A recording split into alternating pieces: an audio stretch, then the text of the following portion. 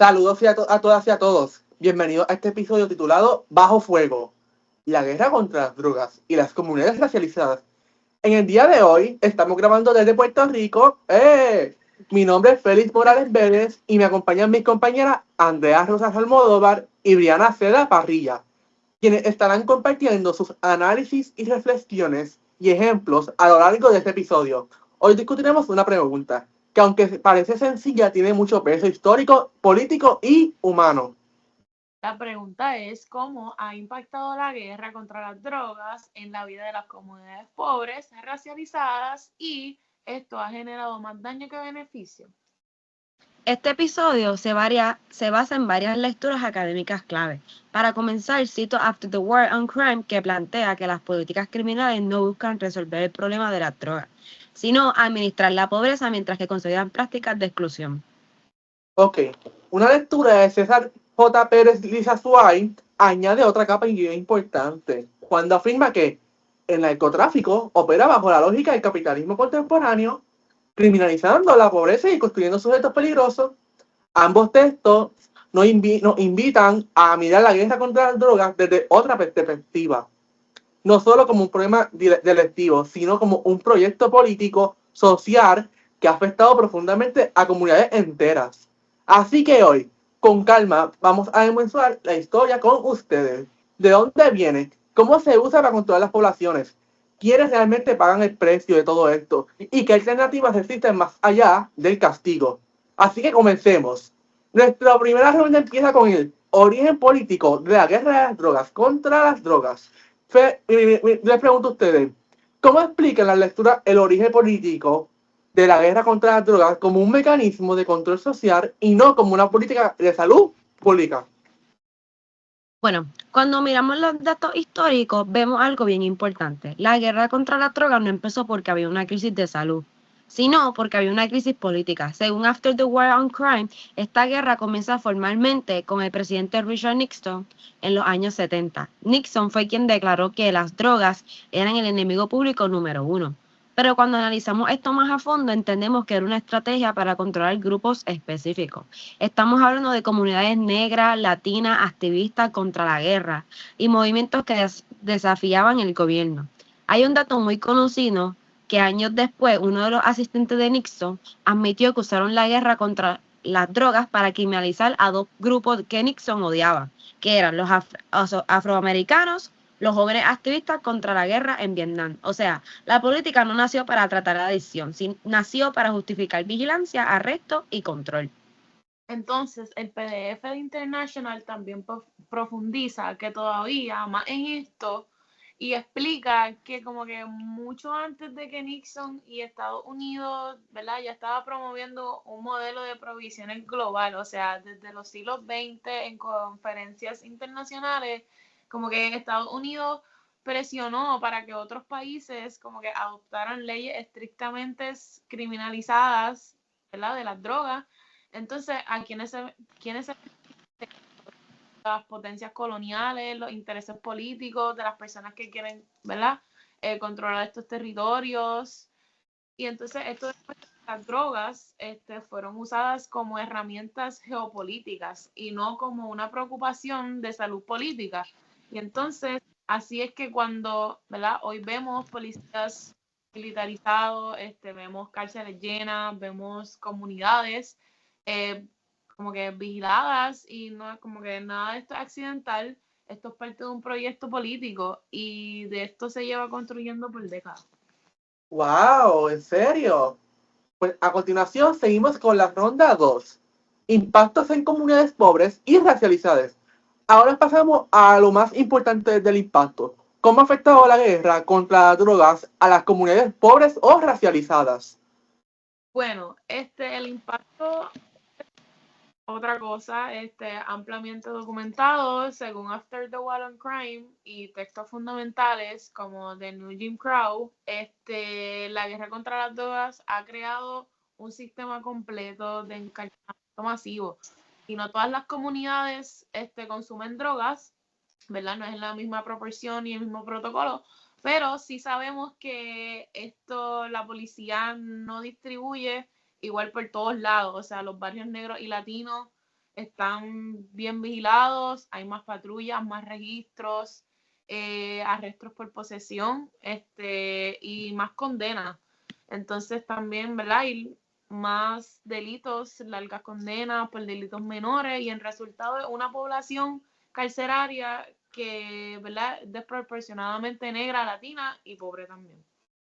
Sí, en verdad, para añadir lo que dijo mi compañera Briana, en Puerto Rico la situación es similar, pero con un componente colonial. Según César J. Pérez Lizuán, el discurso del narcotráfico se usa como excusa para justificar intervenciones federales constantes en caseríos, barrios empobrecidos y sectores marginados. Se construye la figura del sujeto peligroso, casi siempre un hombre joven, pobre, racializado, muchas veces puertorriqueños o inmigrantes dominicanos. Ese sujeto, aunque no haya cometido ningún delito, ya está visto como una potencial criminal. Y esa imagen se usa para justificar redadas, ocupaciones policiales y vigilancia extrema. Wow, o sea, que diciendo que quieren criminalizar al individuo. Wow. Administración de la pobreza, nuestra tercera ronda. Las lecturas hablan de la guerra contra la droga. Sirve para administrar la pobreza. ¿Qué significa eso realmente? ¿Qué nos pueden decir? Bueno, te podemos decir que significa que el Estado deja de intervenir e invertir en viviendas, educación, salud, tratamiento de adicciones y en lugar de eso invierte en policías, cárceles y vigilancia. Cuando decimos administrar la pobreza, estamos hablando de controlar, castigar y mantener ocupadas las personas pobres sin resolver realmente los problemas que esa gente tiene. Y entonces también en México, Colombia, en Centroamérica, en estos países, la militarización como que ha dejado a personas muertas, pueblos, ¿verdad? Las personas desplazándose, territorios bajo control militar. Pero aún así el narcotráfico no disminuye, o sea, ¿quién gana en esto? Ganan los élites, ¿verdad?, de las políticas, las fuerzas militares, las corporaciones que obtienen los contratos. Y entonces, ¿quién pierde? Pues las comunidades pobres que viven en estas zonas de conflicto, ¿verdad?, que no tienen nada que ver, pero con el problema también. Ok. Qué bueno saber y que la gente se entere de la realidad. A continuación, comenzamos con la ronda 4. Colonialismo, capitalismo y violencia. Pasamos al tema del colonialismo y el capitalismo. ¿Qué relación existen entre estos sistemas y la guerra contra la droga, especialmente en lo que es en nuestro país, en Puerto Rico? Puerto Rico vive en un estado de excepción casi permanente. La narrativa del narcotráfico se usa para justificar, o sea, para tener más poder federal, más intervención de agencias como la DEA, más control sobre ciertos sectores de la isla. Esto refuerza la relación colonial porque se presenta al puertorriqueño pobre como incapaz de gobernarse o de manejar la seguridad sin supervisión externa. Y también esto presenta un patrón global, o sea, en Estados Unidos se interviene militarmente en Países Bajos y como que el pretexto es ayudar a la guerra contra las drogas, pero en realidad lo que hace es mantener el control económico y político, y entonces las drogas son excusas, o sea, la intervención es el objetivo principal, ¿verdad?, de todo esto que hacen. Ok, ya. Pues a continuación, empezamos con nuestra ronda final. Y ahora, empezamos con daño o beneficio. ¿Hay alternativas? Llegamos a esta pregunta. ¿La guerra contra la droga ha generado más daño que beneficio? Y si es así, ¿qué alternativas existen? Bueno, las lecturas son claras. Ha generado muchísimo más daño, no ha reducido consumo ni tráfico, pero sí ha aumentado la violencia, la corrupción, encarcelamientos masivos, la estigma, desigualdad racial y económica y muchas más, entre otras muchas cosas, pero si las seguimos diciendo, realmente esto nunca se va a acabar. Y entonces las alternativas incluyen los programas de salud pública, que, ¿verdad?, con todos estos problemas, pues las personas se ven afectadas, la descriminalización del uso personal, la reducción de daños, los intercambios en la jerarquía, en la educación, que, ¿verdad?, para personas pobres pues algo más complicado, los tratamientos accesibles, que exacto, ya por ser personas pobres pues no tienen, ¿verdad?, muchos recursos, y la justicia en vez del castigo. Y estos son los modelos que ya como que el funcionado en los países ha funcionado, como Portugal, en Canadá, ¿verdad?, han implementado estos modelos y pues sí han tenido pues beneficios sobre ellos. Ok.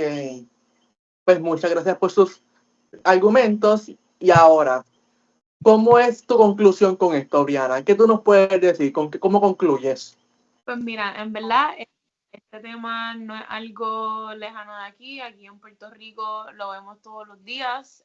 Hay comunidades que lamentablemente pues viven bajo vigilancia constante, se tratan como si fuesen peligrosas y solo por ser pobres, casi siempre, ¿verdad? Hay un estigma que se ve con las personas negras de color, los pobres, que, ¿verdad? Se ven como los malos. Aún así, ¿verdad? No hay tantas redadas ni castigos. La violencia sigue, la pobreza empeora y las familias se afectan por el narcotráfico, no desaparece. Esto deja claro que este enfoque no funciona y por eso pues falta mirar el problema de otra manera, invertir en la salud mental, en la salud, en la educación, en las oportunidades reales y programas, ¿verdad? Que puedan ayudar a estas personas a poder seguir y nada, buscar buenos resultados de otros países y pues cuestionar este sistema, ¿verdad? Porque no hace lo que está haciendo, no está dando, ¿verdad? Frutos como se supone que debería. Ok. Claro. ¿Cómo te concluyes con esto? Bueno, yo para cerrar, yo diría que la guerra contra las drogas nunca fue realmente sobre drogas, sino sobre controlar y castigar a las comunidades pobres y racializadas. Las lecturas demuestran que este sistema se mantiene porque beneficia a quienes tienen poder, no porque funcione realmente. Si queremos un cambio real, tenemos que dejar de criminalizar la pobreza y empezar a invertir en soluciones sociales y de salud. Por eso, para mí, está claro que la guerra contra la droga ha causado mucho más daño que beneficio. Ok. Pues a continuación, yo voy a concluir con ustedes y con el público para que sepan cómo terminamos con el video de la guerra contra la droga. En conclusión, la guerra contra la droga no fue diseñada para resolver el problema del narcotráfico, según lo que están diciendo. Fue diseñada para administrar la pobreza, reforzar desigualdades raciales y sostener intereses políticos, militares y coloniales. Después de analizar tantas lecturas y sus argumentos y ver los patrones que se repiten constantemente en Puerto Rico y otros países del mundo, la evidencia muestra que esta guerra ha generado mucho más daño que beneficio. Y como ustedes dijeron, fue algo creado. Gracias por acompañarnos en este día y bajo fuego nos vemos en la próxima. Ahí nos vemos.